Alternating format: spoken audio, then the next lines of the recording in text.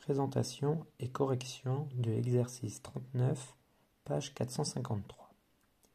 Dans cet exercice, on nous présente deux figures et pour chacune d'elles, nous devons construire le symétrique par rapport au point O.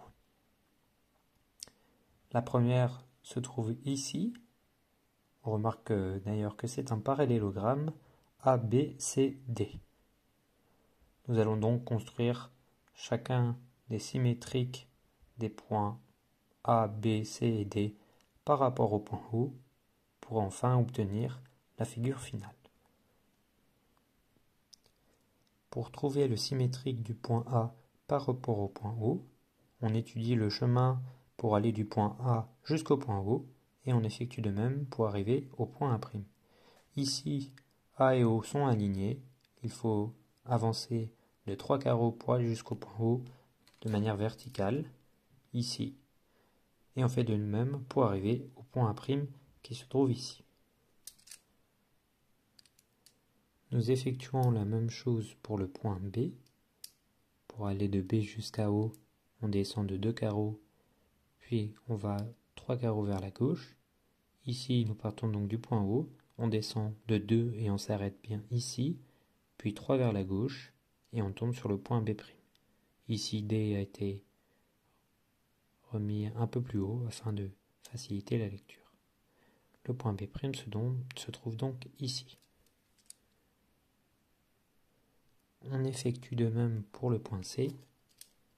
2 en haut, 1 vers la gauche.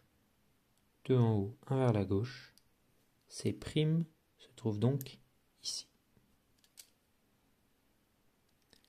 Enfin, pour le point D, on va 2 vers la droite, puis 1 vers le haut, et donc 2 vers la droite, puis 1 vers le haut.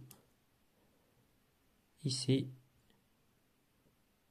on trouve le point D'. Il n'y a plus qu'à relier les 4 points afin de trouver la figure finale. La figure de base ABCD en noir était un parallélogramme. La figure en rouge, le symétrique par rapport à O de la figure de base, est d'ailleurs, elle aussi, un parallélogramme. Pour la figure B, on a un cercle de centre I et de rayon 2 carreaux. La première étape va être de construire le point I' symétrique par rapport au point O. La méthode reste la même ici. Il ne nous reste plus qu'à nous munir ici de notre compas. Nous l'avons pris d'un écartement de 2 carreaux ici pour tracer le premier cercle. On peut alors se placer au niveau, cette fois-ci, du point I' et tracer le deuxième cercle de rayon 2 carreaux. En effectuant une rotation par rapport au point O d'un demi-tour du point I, on tombe bien sur le point I', et il en est de même pour le cercle